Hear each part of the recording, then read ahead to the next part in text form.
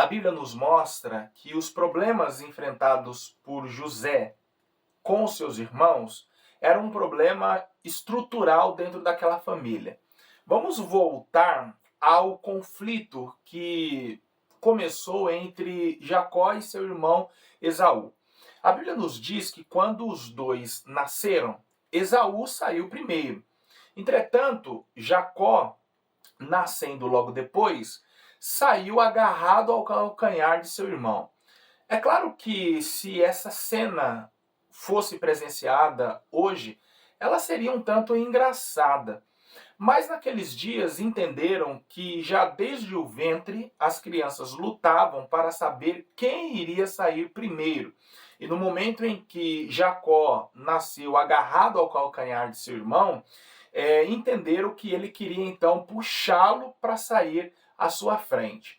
É claro que se não fosse trágico, seria cômico o que estava acontecendo ali, porque entenderam que aquele menino era um trapaceador, um ludibriador, e por isso colocaram o nome de Jacó. A verdade é que o batizaram e o fizeram entender desde o seu nascimento que ele não era uma pessoa de boa índole. E na verdade o que nós vamos observar durante a história de Jacó é algo totalmente diferente. Jacó era um homem de Deus e nós vamos perceber que o Senhor o acompanhou e o abençoou em tudo que ele colocou a mão. O grande erro de Jacó foi dar ouvidos à sua mãe, que enquanto o criou, guardava no coração uma promessa feita pelo próprio Deus, de que o maior serviria o menor. Para você poder entender como funcionava a questão da primogenitura no Oriente e neste período que a Bíblia retrata, era da seguinte forma. No caso de Isaac, que teve 2 filhos, Jacó e Esaú, a herança não seria dividida em partes iguais e 50% dada a Jacó e 50% dada a Esaú.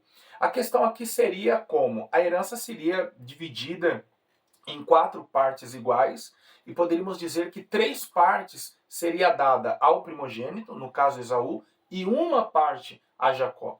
Isso quer dizer que sempre o primogênito era o mais poderoso, era o mais rico, e também ele deveria ser o responsável pela família na ausência do pai. Lembrando que quando falamos de família, nós não estamos falando aqui de uma família pequena, embora Jacó tenha tido somente, ou melhor, Isaac tenha tido somente Jacó e Esaú. Mas a família englobava os servos, englobava aí os animais, então eram tribos, verdadeiramente falando. E na ausência do patriarca, quem então assumia toda essa responsabilidade, inclusive o cuidado com as mulheres, era então o filho mais velho, por isso que ele deveria receber a maior parte das posses. Lá na frente, no caso de Jacó, que teve 12 filhos, como seria essa divisão? A metade dos bens seria dada ao mais velho e a outra metade dividida em partes iguais aos 11 filhos restantes. Então, a primogenitura era algo muito importante, porque ela determinava quem seria o senhor da casa. Então entenderam que o Jacó, já desde pequeno, queria sair na frente para ser maior do que o seu irmão. Então, o erro de Jacó foi acreditar e ser induzido por aquilo que sua mãe o fez fazer. E o que foi? Roubar a primogenitura, o direito da primogenitura de seu irmão. Jacó, ele foi induzido ao erro, e esse foi o maior pecado dele, ele lhe trouxe duras consequências. Então veja que na casa dele começou a rivalidade pela primogenitura, ou seja, o direito de receber poder.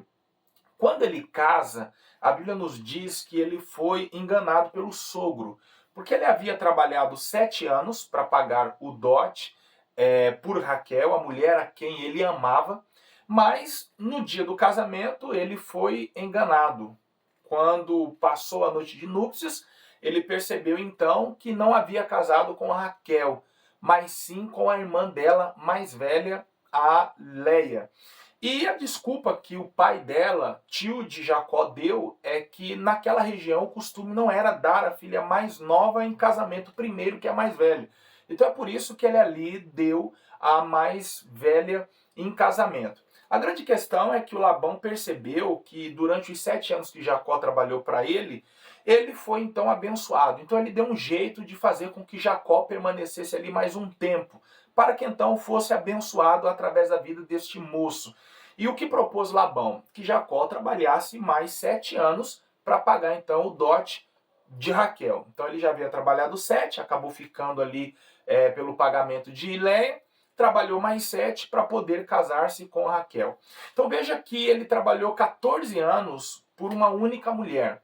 E essa Léia, ela entrou ali no meio de uma confusão a qual ela não tinha culpa. Ela era inocente nessa questão. E ela então começou a se sentir desprezada, porque de fato Jacó não a amava. Jacó não trabalhou todo esse tempo por ela, mas sim pela irmã dela.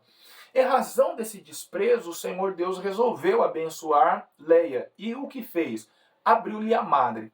Havia um conceito na época de que a mulher que tinha filhos, ela era abençoada, agraciada.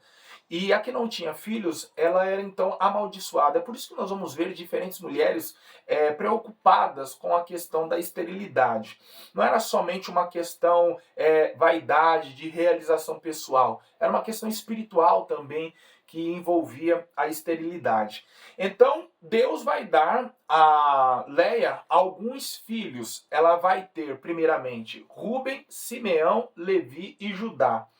No momento em que Raquel percebe que a irmã dela está tendo muitos filhos e a Raquel, então, por não gerar, corre o risco de perder a atenção e o amor de Jacó, ela então, segundo a Bíblia, de acordo com Gênesis capítulo 30, versículo 4, convida a sua serva Bila e faz com que ela deite-se com Jacó, porque entendiam que o filho da escrava não seria da escrava, mas sim de sua senhora. Então, nessa ocasião, Bila vai dar a Jacó um menino chamado Dan. E ela ainda vai gerar uma segunda vez e vai nascer Naftali. Léia, que deixou de gerar, percebe que Bila, ou melhor, que Raquel está se movimentando para chamar a atenção do seu marido. E o que Léia então faz? Dá a Jacó também a sua serva Zilpa para que ela então gere e a criança não seja da escrava, mas sim seja de Léia. E aí Zilpa vai gerar a Gade e também a Zer. E aí a Bíblia diz que neste interim o Senhor Deus, né, abre de novo a madre de Léia e ela vai gerar a Isacar e também a Zebulon e uma menina chamada Diná. Então percebam vocês que até o momento Raquel não gerou, mas o Senhor vai se lembrar dela e vai lhe dar José. E um segundo filho que vai lhe custar a vida. No momento do parto, em que está nascendo Benjamim, Raquel então expira e morre.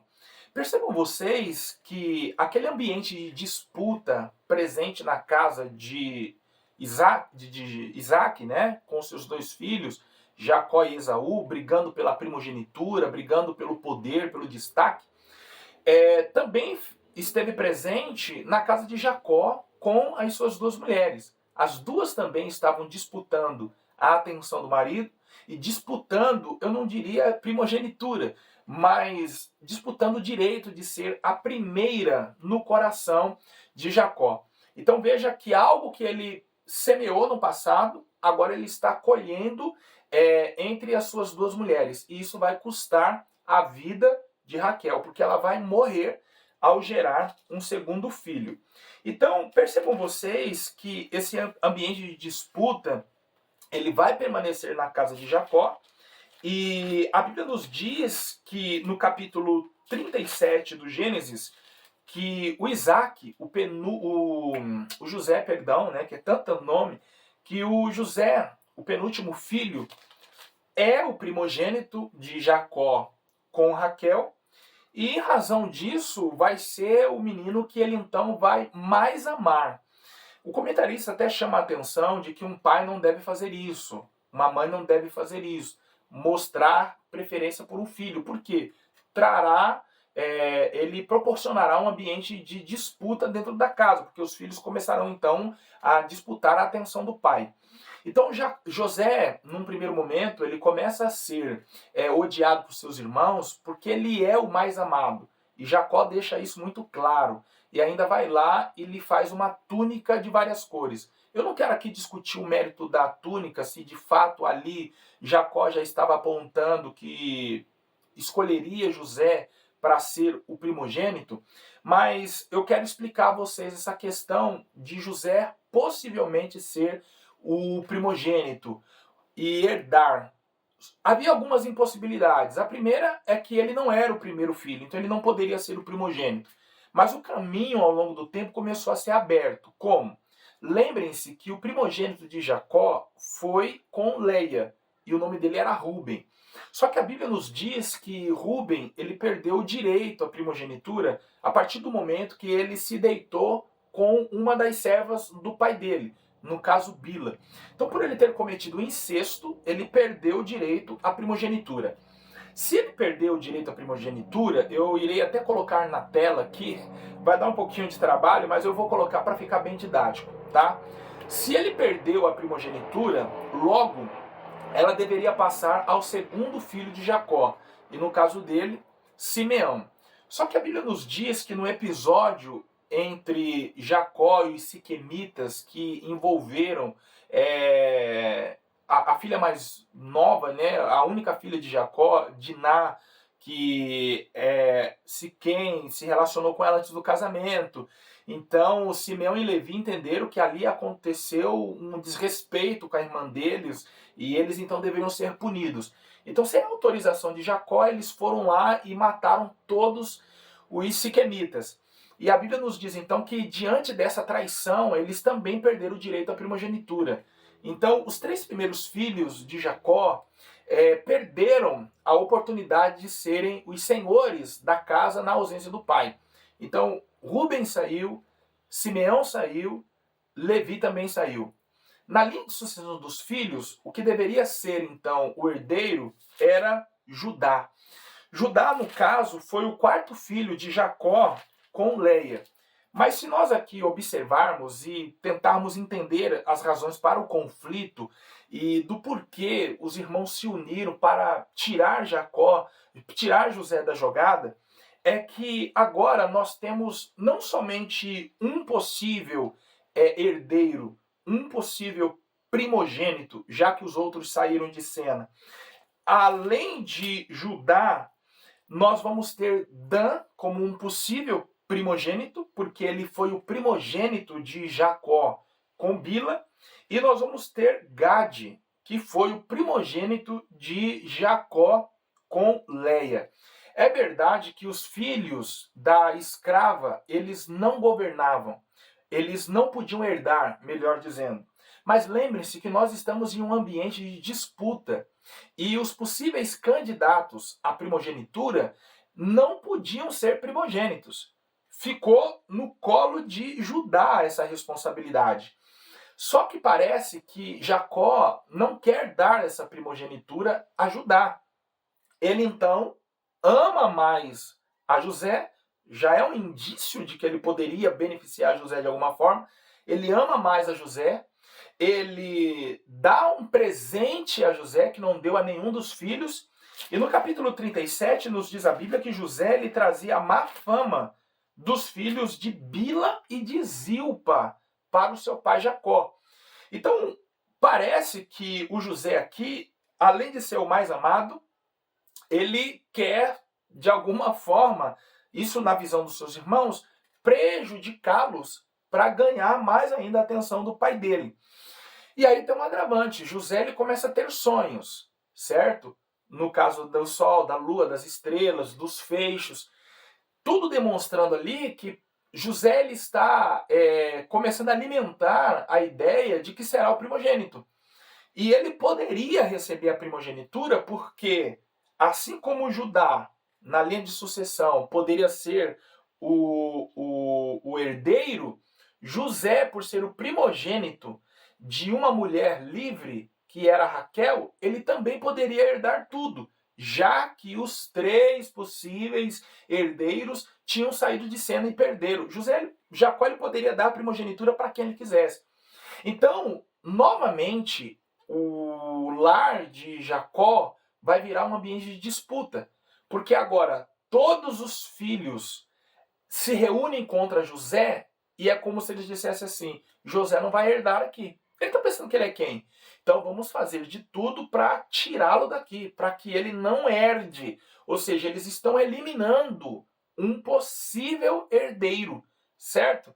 E aí só Deus sabe como eles então iriam resolver entre eles essa questão e quem seria então o primogênito, quem herdaria tudo. Então a grande questão aqui é que eles querem tirar José de cena, porque qualquer um deles agora poderiam herdar tudo, dependeria então da vontade de José, de Jacó. Só que nós vamos perceber que a mão de Deus está orquestrando tudo. A Bíblia nos diz, e nós vimos na lição, que o Senhor estava com José. Ou seja, o Senhor estava com José no momento em que ele foi odiado pelos seus irmãos, o Senhor estava com José no momento em que ele foi lançado na cisterna, o Senhor estava com José no momento que ele foi vendido, o Senhor estava com José quando ele estava na casa de Potifar, o Senhor estava com José quando ele foi parar no presídio, e o Senhor estava com José quando ele se tornou governador. A Bíblia quer nos dizer que em momento algum Deus abandonou José. Então é importante, professor, você frisar isto aos seus alunos. Em momento algum Deus nos abandonará. Independente das perseguições, independente das exaltações, aquele que opta pela fidelidade diante do Senhor jamais é abandonado por ele.